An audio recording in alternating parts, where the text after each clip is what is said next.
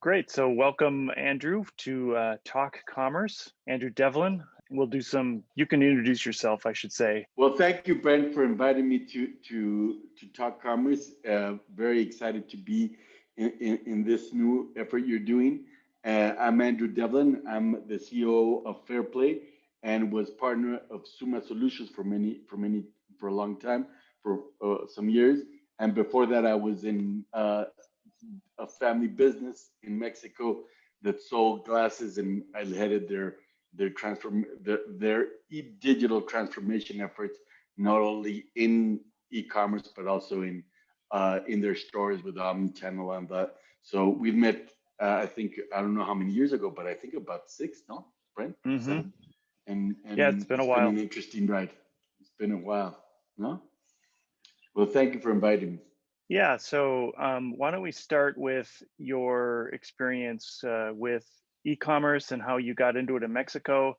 I think I got into it about the same time as you got into Magento in Mexico, but why don't you kind of walk us through how you got introduced to it with Devlyn Optical? Yeah, so literally it started, like if we go to the very beginning, it started with my actual partner now in FairPlay. And we met in high school, and he went on to do a whole musician career. And when he was offered to join Groupon, he called me, and I was heading the LASIK surgeries of the family business, the LASIK surgery centers. So he told me, no, we're selling these, coupons and Groupon for LASIK, and they're really selling very well. I said, man, that's interesting. So we published some Groupons of that, and we sold a lot. And then I started seeing the potential that we could have selling LASIK, and literally that took me to start selling LASIK online, and it did very well. That later took me, with the family business to start developing an e-commerce platform for the optical business, no? And when we started that was I imagine like 2012 around that date, 2011 probably. We started evaluating platforms.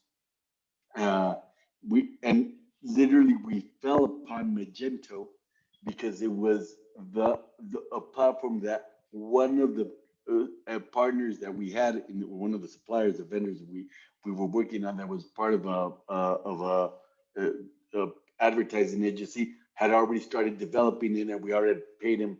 A former colleague of mine had already paid him for a portion of the development, so we were like stuck there. We had to work with Magento, but then it was a very nice relationship. So basically, that's how it started. It started really by random situations that started, with my friend, and then, going into LASIK. That honestly, even to this day, I said, man, that was much an easier business than selling glasses online because there was not so much variety of products. But that's what brought me to e-commerce in my career, because most of my life before that I was focused in medical services. I've been a paramedic, and then I started selling medical equipment, and then after that, services.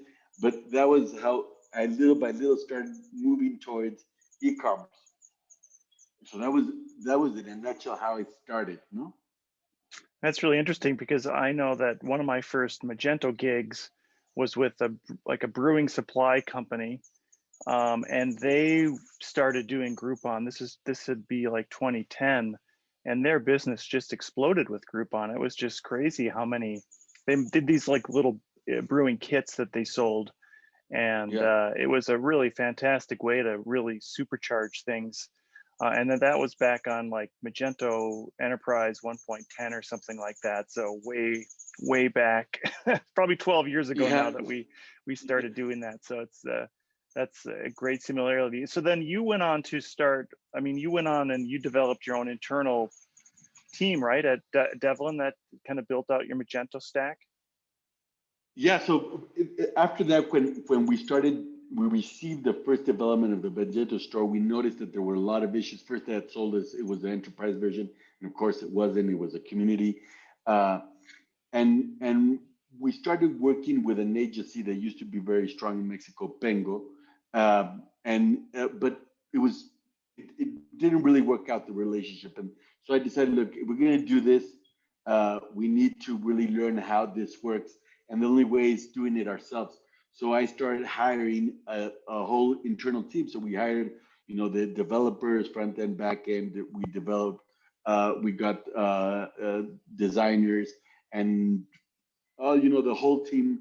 And we started developing our platform on Magento. We did the transition.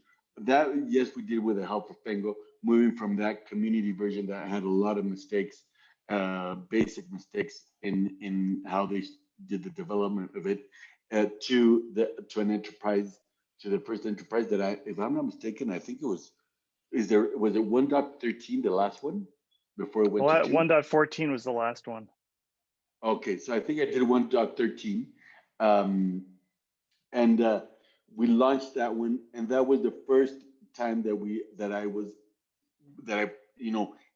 launched a whole site from almost scratch, but it was a different time, because in that point in time, just getting the images of the product was such an ordeal. No, none of our suppliers had the photos of the pictures of the images of the product, so we had to go and bring him in from the stores, photograph him, and then send it back. And then around, I'm not lying, about 5% would get broken just going and coming.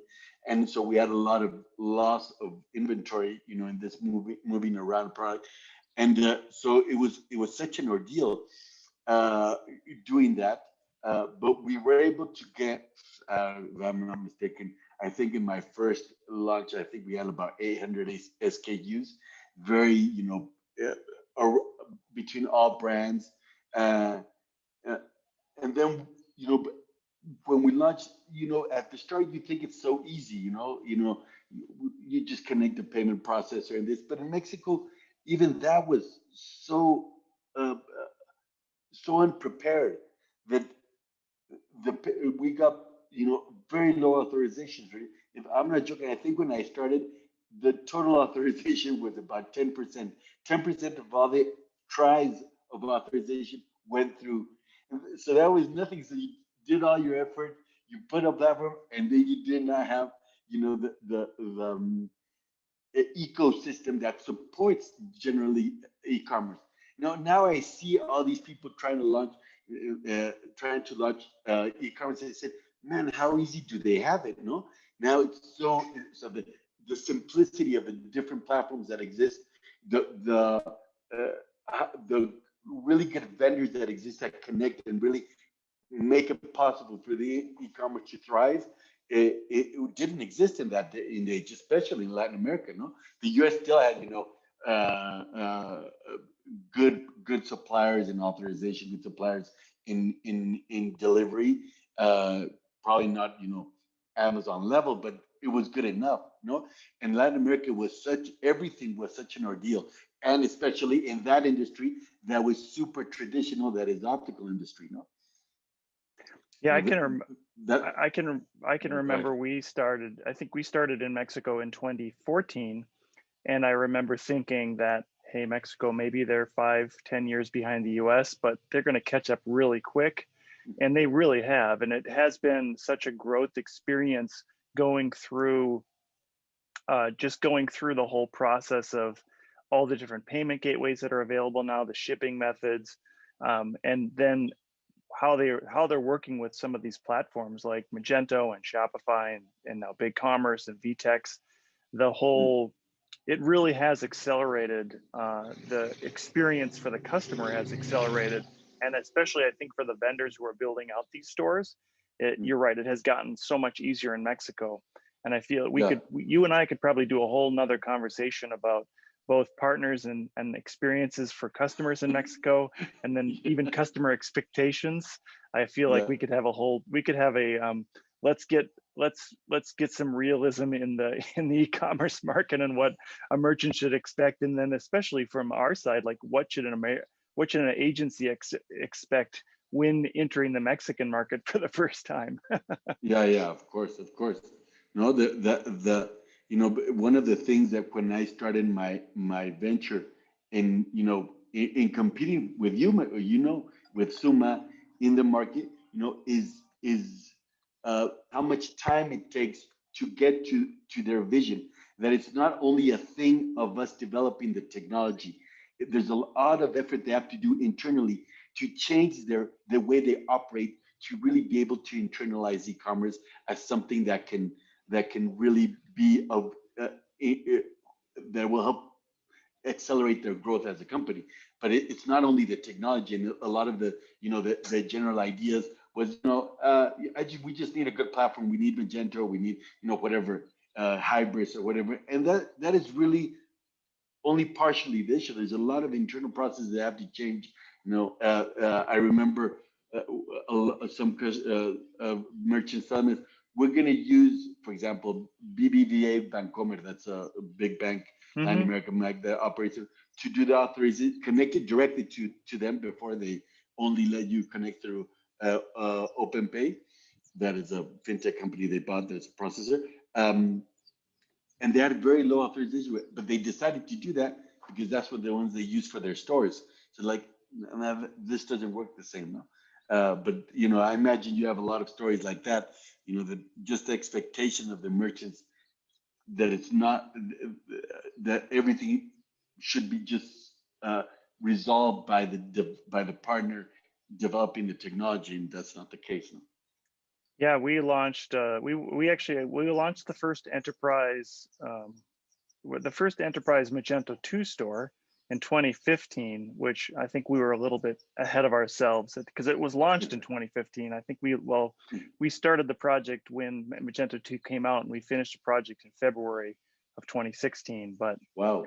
I know that PayPal was very behind the curve on making sure that their product worked in Mexico. So there was a lot of challenges in that, and especially being on a 2.0 project, instead of a 2.1 or 2.2, I think inherently new software, there's going to be some bugs. That was. And there were extremely many bugs, no? Yeah. When Magento 2 came out. Right, not to get into the weeds too much, but 2.0 to 2.1 was just a huge upheave. Just so much work, and then 2.1 to 2.8. Anyways, we don't have to go into those sort of details. And it's amazing. After that, it really stabilized a lot. It's a lot more stable after 2.2. It's a lot more manageable. No, but those first two, especially all the 2.0 whatever versions, man, they were like different systems. Yeah. Because if you remember correctly, I think we spoke about this when we met, that I was starting, when you launched in February, yours, I started developing mine when we moved from that 1.13 to 2.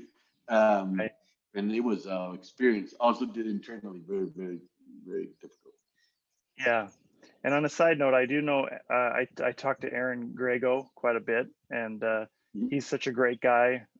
He's at Spacebar now. I think he still owns Pango, but I think one thing I think that's unique about Mexico, and you can correct me if I'm wrong, the relationships among agencies is a little bit, well, from my experience, I think that I've had a good relationship with Pango and even with Marco and Aaron. And we continue to talk, and even employees that have left Magento, we've been able to continue to talk, and in some ways I feel like it's a little bit more open. Maybe it's more of a personal relationship that I've made, but it's been an interesting experience for me to see the differences in how businesses work in Mexico compared to how we work in the US. Yeah, against Magento many times. But I do believe that that's something we need to learn from the US. We need to learn how to be more open and friendly to support the ecosystem, not certain players. And I think that's something we try to do so many times. Very very sporadically. I remember when Magento Magento's event in Mexico. I forget the name they placed on those Magento events they did in Mexico. Said we need to do them as a team, because it would be a lot easier for all of us to spread the weight of that effort to grow it together. But that's a little bit of the Latin American methodology, because of course we're a lot smaller markets, so competition is a lot more fierce, and in the U.S. that is such a large market, you're not going to fight for one account. It's you'll fight it, but at the end of the day, you always be friendly. Even if I do believe that I had a pretty good relationship with most players in the market, because I always try to speak my ideas openly, Yeah, that's good. So why don't you tell us a little bit about what you're doing now? I'm interested in FairPlay. I read some of it on your website. It's in Spanish, so I am continuing to learn Spanish and trying to get better. But give us tell me the elevator pitch, and then give us some insights on how you're helping businesses. So basically, we are a revenue-based financing firm for the e-commerce, or for the digital economy in Latin America. Right now, we're only in Mexico, and what makes us different, basically, between any financing and ours, is that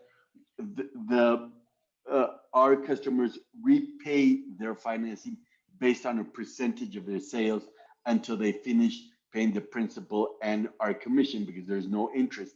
And that makes our model very friendly to an ecosystem that has, the seasonality that retail in general has, and especially e-commerce, that is super intensive in certain days during the year. So when they sell more, they're able to pay more.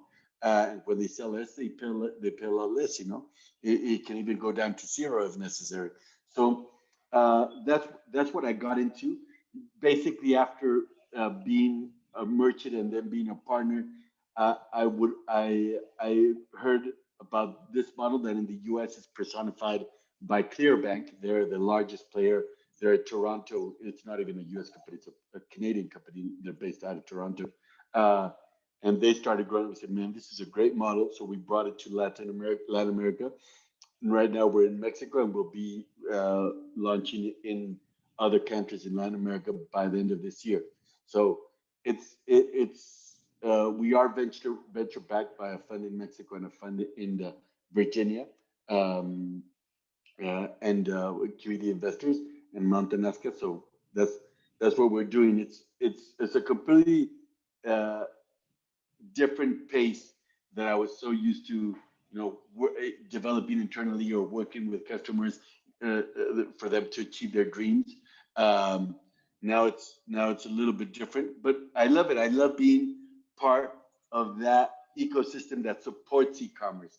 I think it's super. If I could give anybody feedback regarding this system, is if you can find a way to support the whole ecosystem, man, you're gonna have a lot of opportunities, because at the end of the day, it's growing leaps and bounds. It's going really fast, and supporting it, you'll surely find a lot of opportunities to really grow. So just to explain, this is for merchants that want to help fund the development of a store or fund some products in their store. Is that what this does? So, yeah, we're mostly focused to working capital. So we are financing inventory, marketing, and their logistics needs. We are thinking of starting to finance also the development of their platform, if it's a short-term development, not if it's something that's going to be launched in a year and a half, but it's something that has a time span of 6 months or 8 months or 4 months. We are thinking of doing that. We haven't done it yet, but we will be piloting some certain credits probably in the near future. Sure. Okay. So you are really, I mean, so theoretically, they could start up a BigCommerce store, and they could get some help from you in terms of marketing their business in Mexico, maybe getting some inventory and working through that process. Exactly. They do need some history. We do need to know that they're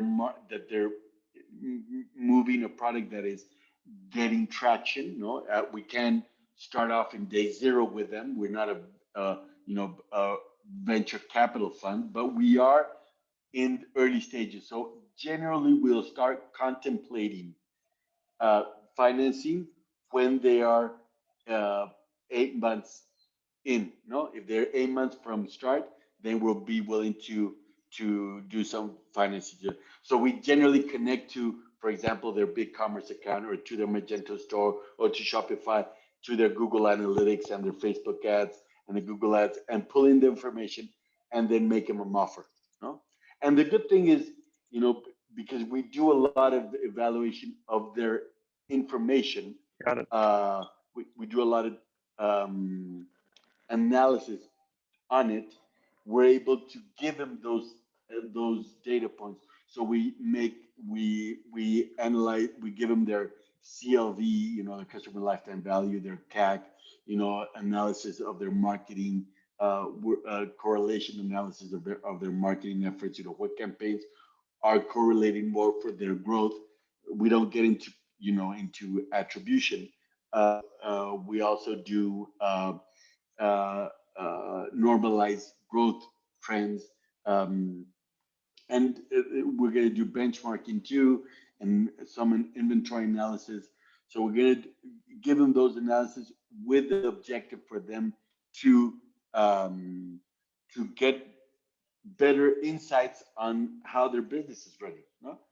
And this is given for them for free. No? To any merchant getting financing or not from us, they can use it for free. Okay, that's great. And just to give you a heads up here, the sun came overhead and it started to freeze my computer. So Yeah, I had to move. I didn't expect that to happen. I'm yeah. trying my new I was outdoor. like, This is my new I was outdoor home losing you. studio. So, anyways, it'll be a good segment for what to do and what not to do when setting up an outdoor studio. Don't set it up where the sun's going to be in an hour. Yeah, exactly, exactly, exactly. Okay, so And then, I'm interested in how you're helping merchants perform. So it sounded mm, like you're really helping them after their store launches, or I mean yeah, not after, but like during the process, and helping them to see how they can be more successful in doing that. And it's of course that's good for you and it's good for them. yeah, yeah. But basically, the initial hypothesis was, a lot of the venture-backed e-commerce that's a very small proportion, of all the e-commerce that are being launched, are using a lot of their money, their resources in marketing, in buying inventory, and things that are not midterm based. That generally that's what you should use your money for. So uh, when we finance them, we're trying to finance that part of their business that really grows, that grows in demand. You need more money the more you grow. It doesn't really stay static. So for them not to be worried about that amount of growth and money that they need. Now, if they don't use us anyway, we can give them insights on how they're doing. So for example, we analyze their marketing things like uh, cost per click, CPMs, ROAS, conversion rates by platform, things like that. Um, we also see, what's their average revenue per user, uh, CACs, all these different e-commerce uh, indicators, and most of them will have them. Some of them will have them very up to date. Some will, once a year do them. What we think is if we can help you have them with an immediacy, without you having to exert effort to have them, then probably you'll be interested to review them and be more knowledgeable of what the trend is, how the trend is moving along, and probably in some moments you'll find good moments and say, man, we're doing really good, and sometimes you say we really have to watch out. We're going to dangerous territory. So that's where we're going to. We're never going to replace a specialized marketing vendor or a SaaS platform. No, we can't do that. But we will be able to give you a broad sense of how your business is doing, like if it would be evaluated by a VC or by a bank or by a financial institution to let you know, you're doing good or you're doing bad. But one that knows about e-commerce. That I want to make that difference. Not just a financial institution that doesn't know anything about e-commerce, just cares about cash flow. No? Because we are going to do, for example, unit economics and cash flow analysis too, but we'll have those launched later this year. Yeah, and I would say that that's even more important to the merchant even than a marketing company. I mean, a marketing company is going to be important, but I think what you're doing is helping them to see how they can maximize their ROI out of the investment, and giving them an opportunity to analyze some of the marketing efforts they're doing in terms of how do they return. Exactly. How can we give you business metrics that help you understand how your e-commerce business is doing, not only specifically in marketing, also how's it doing, in the long-term acquisition of customers? Because if the trend is going up consistently, that's going to become very difficult to sustain in the midterm, no? So, how can we analyze different business-related metrics to help you understand if you're on the right path or what decisions you can make to help you be more profitable, no? What is the typical business you work with, the typical size business? So right now it's a pretty diverse set. Now, of course, the majority are pretty early stage organizations that are between 6 and 8 months since launch to around most of them will be let's say on average will be those are the youngest. On average will be like a year and a half in operation on average, like between the 1.5 to 2 year mark of operation. They'll be selling on average on a monthly basis about 40-50K, no? Some are going to be smaller. Yeah, in dollars. No, this is dollar terms. We do have the smallest start is somebody that's selling literally 7K. No, if they're selling 7K a month dollar, then we're willing to evaluate financing them. And so that would be the start, cohort, and then the average will be between 50K, 40K around in sales a month. The other aspect that's really important is that they're growing. They have to have a positive trend in growth. Right now in e-commerce, if you're not growing when the whole market is growing at such a fast pace, that's a very, very tall order to be able to get financing if you're not growing. And do you look for some minimum amount of time that they've been in business, or do you take on completely new startups? No, it'd have to be at least 8 months of total operations for us to start being willing to give them a loan. Most of the time, the majority of ours will be between the 18-month mark of operation for we're giving them loans.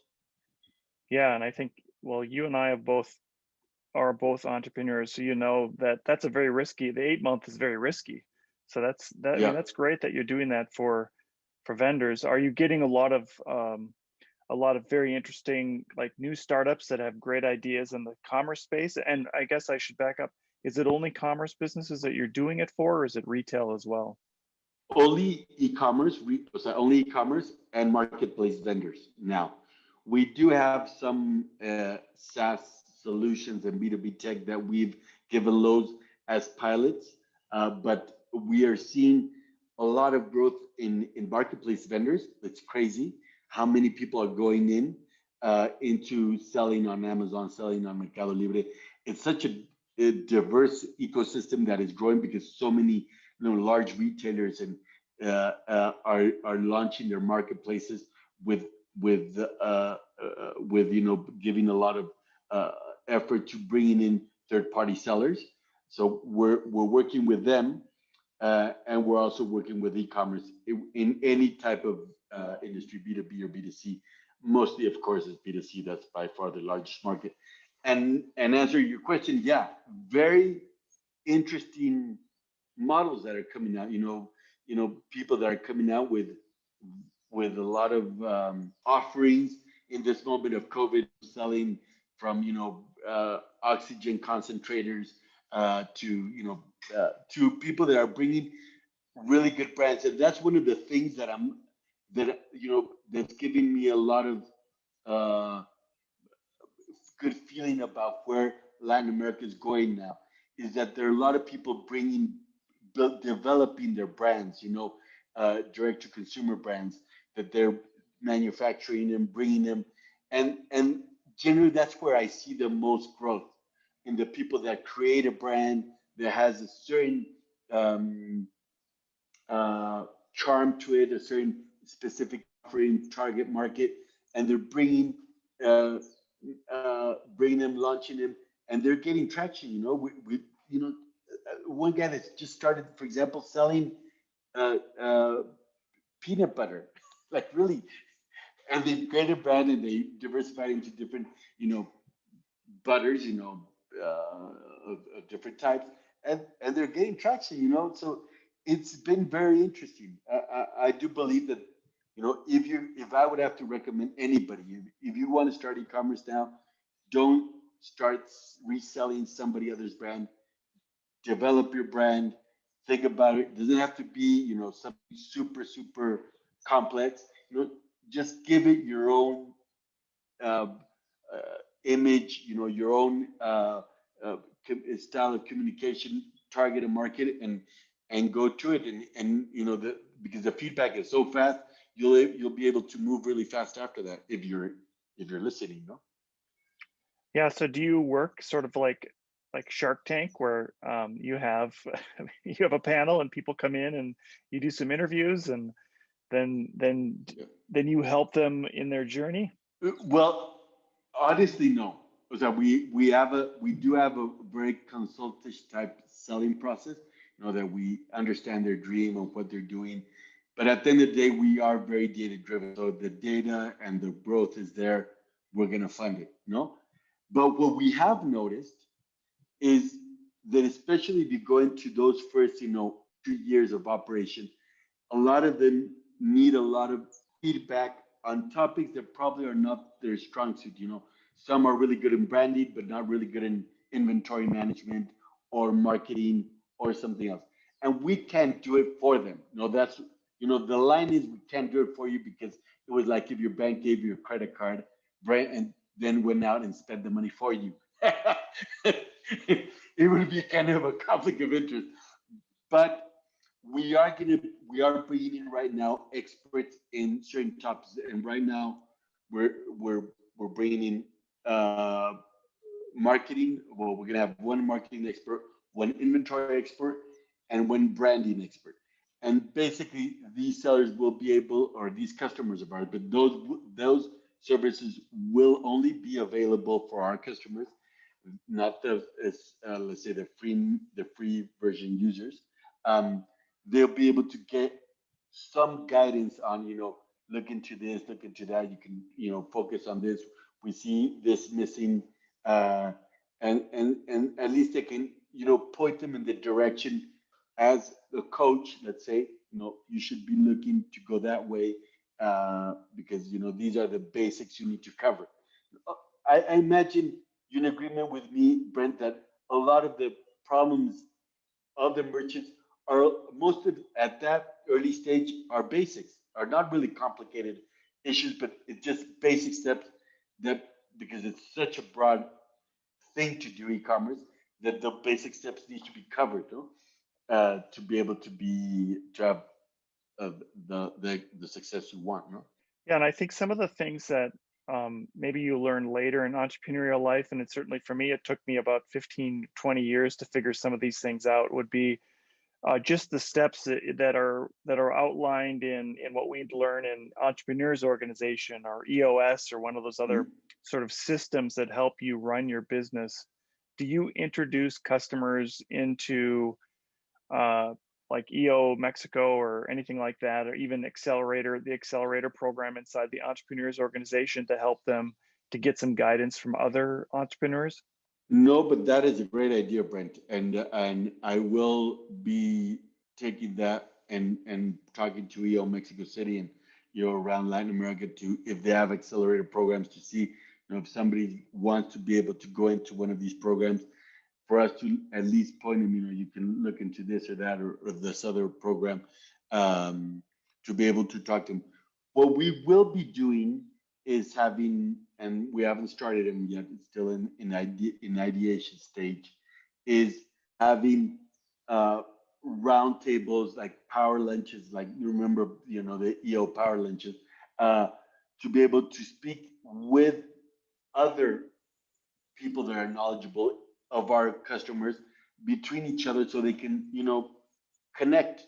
At the end of the day, especially after COVID, there's been a lot less networking inside of the industry, and we want to facilitate that integration.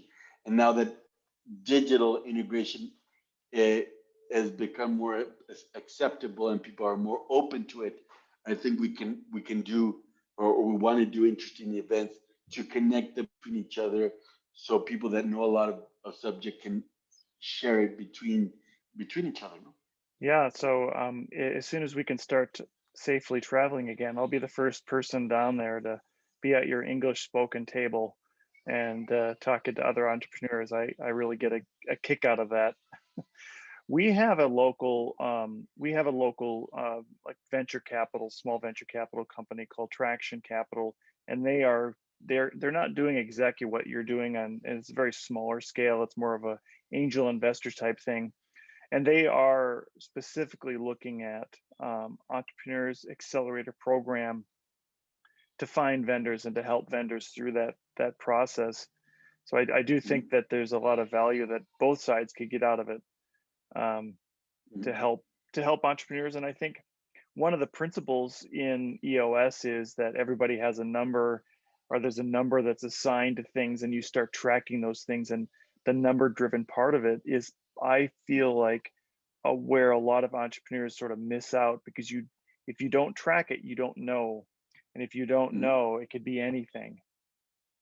Yeah, yeah, and to keep it there uh, on your mind and don't get lost between all the issues you have, because entrepreneurship is such a amount of work that falls on such few amount of people in the organization that a lot of things get lost. So you being able to keep track of what is important to the business is vital, no? And that's what I told my partner. We are in the finance industry, but our customers are not. They don't want to talk about finance every day of the year. They want to be able to have a financing partner that can help them through time, and then when with that partner, they want to stop thinking about it and run their business. And we forget that, and I think sometimes I would forget that also when I was in Suma. No, you think the technology is also so important for the business because it helps the operation so much, but it's not the only thing. There's the branding and there's the marketing and there's all these other aspects that need to be taken care of too. So it's such a difficult thing because there's so many things to take care of. Yeah, so we have about 10 minutes left. Let's kind of wrap things up around platforms. I would imagine Mhm. that you are going to see a lot of different types of platforms, and I'm very interested in seeing which ones which ones you are seeing that are successful in Mexico, and then at what point do people choose different types of platforms? I'm going to give you back now here in FairPlay. I think what we've seen the most starting out but by an extremely large percentage of it, like they are owners of the start is generally Shopify. Most people are starting with Shopify. Um, I imagine so I can understand why it's so easy to start. Um, I do see a lot of people also doing WooCommerce, and um, honestly, I'm not very convinced with the people that use WooCommerce. I think it is. It, I don't know if it's the best, most sound decision.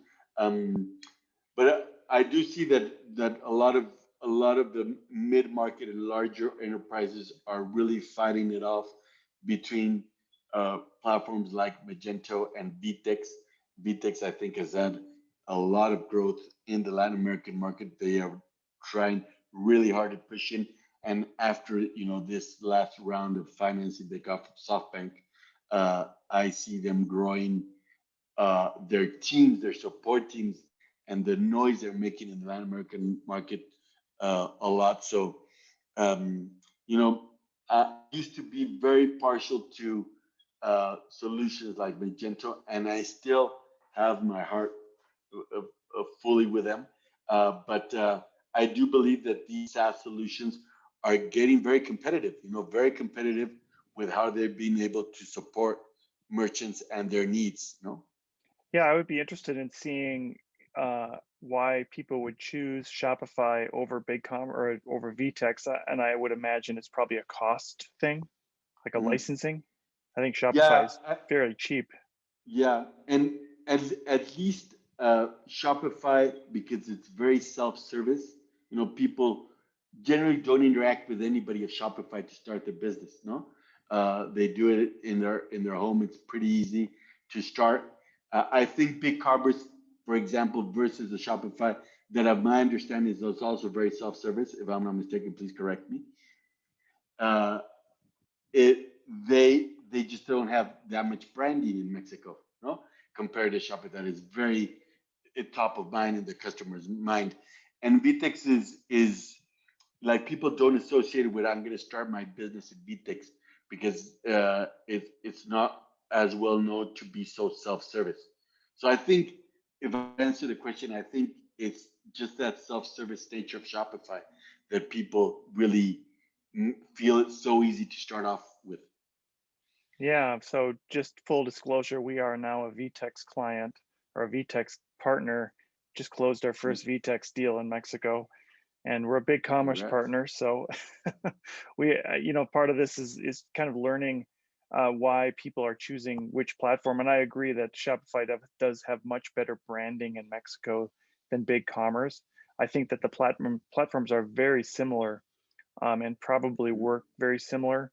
And we don't have time to get into the specific differences between the two, but it will be interesting to see over the next years and see who really shines in Mexico, because I think it is a different market than what the US is, and there's so many different aspects of the market. As a as an American coming into Mexico 7 8 years ago, and as then as a Mexican merchant, what do you expect out of your platform, and why is it that you chose this one or the other one? I think that it'll be really interesting to see what happens. And I wouldn't even say over the next 5 years. It's all going to happen very rapidly now, and I think the growth Very rough. exponentially is going to happen. Yeah, I imagine you remember, when Magento 2 came out, it was such a leap from where it was, and of course, with all the difficulties it brought, but it was such a leap. But from there, that it was like the 2015 you mentioned, I think. or 2016 that it launched. It's 2021. It's 5 years, and things have changed dramatically. You know, it's so hard to see how the hybrids and the Salesforces and the Magentos, and Adobe, are going to be able to reconquer these very small business, especially the Magento, that they used to be the owners of it, the owners of the, I'm starting my e-commerce from scratch. They would start it with Magento, no? Or am I mistaken with this historical thought, no? But now it's so difficult for them to come into that small market, and if they give breathing room for them to grow, and these SaaS services are being able to continue servicing them, then what is the market that's going to be left for them? Because the replatforming is a nightmare, no? Yeah, Especially when you definitely. build so much behind it. Yeah, absolutely. Well, I think we're just about out of time, so I really thank you for meeting with me and doing this. It's been a very interesting conversation. I think that we could probably have some more topics that we could talk about specifically that would be good. Why don't you give, at the end, I always like to give a shameless plug. So why don't you give a shameless plug for FairPlay and how people can get in contact with you? And I will also add that we will specifically put the subtitles for this episode in Spanish as well as English.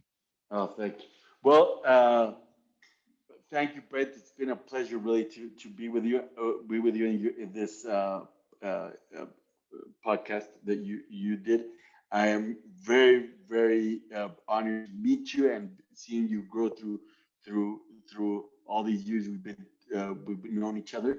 And well, if anybody looking for financing for their e-commerce, or if they're a marketplace vendor, or if you're a SaaS or B2B tech, and you want financing for working capital, and you're growing, you can come to our website and GetFairPlay.com and apply, and we will get in touch with you and start the process, and hopefully we can be your financing partner so you can focus on your business and not on having the resources to do it. So that is my shameless plug. Great, thank you, Andrew. It's been a lot of fun. Thank you, and enjoy the paradise over there. I'll do my best to enjoy myself in Hawaii now that I'm out of the sun. Okay. Take care. Yep, thanks.